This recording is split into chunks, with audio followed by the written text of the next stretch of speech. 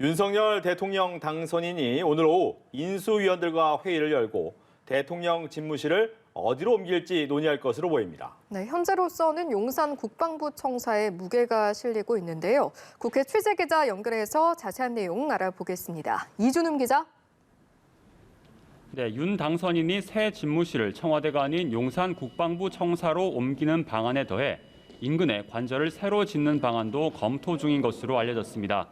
이 청와대 이전 TF 관계자는 연합뉴스TV와 통화에서 오늘 오후 당선인과 인수위원장에게 국방부 청사 관련 보고를 할 예정이라며 만약 용산으로 이전한다면 용산공원 추진도 속도를 내야 한다고 설명했습니다. 이제 윤 당선인의 최종 결정에 달린 문제인 셈인데 일단 김은혜 대변인은 아직 최종 결론난 사항은 아니라고 신중한 입장을 보였습니다.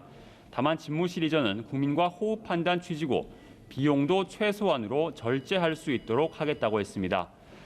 어제 문재인 대통령과 회동이 불발된 데 대해선 지금도 긴밀하게 소통과 조율 작업이 이루어지고 있다고 설명했습니다.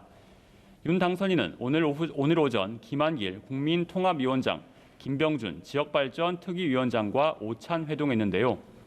오후엔 아이보시 고이치 주한 일본 대사를 접견할 예정이었는데 아이보시 대사의 코로나19 확진으로 연기됐습니다. 오늘 인수위 경제 2분과 과학기술 교육분과 사회복지문화분과 인수위원 인선도 발표했습니다.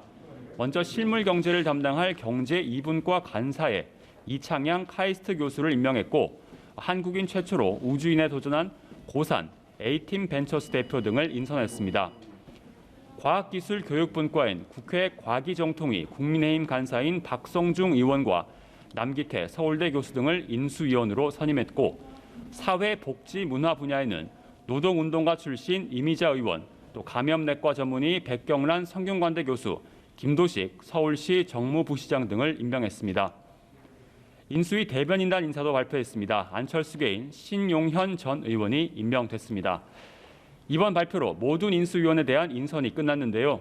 인수위는 내일 현판식을 갖고 본격 출범할 걸로 보입니다. 네, 민주당 소식도 알아보죠. 윤호중 비상대책위원회 체제에 대한 반발이 이어지고 있는데 오늘 비대위가 의원들과 간담회를 한다고요? 네, 맞습니다. 민주당 비대위는 오늘 오전 재선 그리고 오후엔 초선 의원들과 잇따라 간담회를 갖습니다. 이 오전 재선 간담회가 끝난 뒤엔 초선 의원 간담회까지 듣고 난 이후에 거취에 대한 입장 표명을 하겠다고 했습니다. 이 간담회에서 의원들은 윤호중 비대위에 대해 여러 의견을 냈는데 이 찬반에 대해 어느 한쪽으로 쏠리지는 않은 것으로 전해졌습니다. 현재는 이 초선 간담회가 진행될 예정입니다. 윤호중 위원장은 라디오 인터뷰에서 의견을 다 들어본 뒤에 방향을 잡고 쇄신의 길에 들어가겠다고 전했는데요. 다만 지방선거 준비, 당 쇄신 작업, 또 새 정부 출범 관련 각종 협상 등이 과제로 남아있는 만큼 이 비대위를 혁신형으로 꾸렸다고 쇄신 의지를 다졌습니다. 박지현 공동비대위원장 등 2030 세대 50%로 비대위를 구성했고 대선 이후에 청년 당원 등이 12만 명 정도 입당했다며 젊은 정당으로 탈바꿈을 자신했습니다. 윤 위원장은 문재인 대통령과 윤석열 당선인 회동 무산에 대해선 윤 당선인 측이 점령군 행세하는 모습 때문에 불발됐다고 본다고 주장했습니다. 또 대통령 집무실 용산 이전에 대해서도 부정적 입장을 밝혔습니다. 지금까지 국회에서 전해드렸습니다.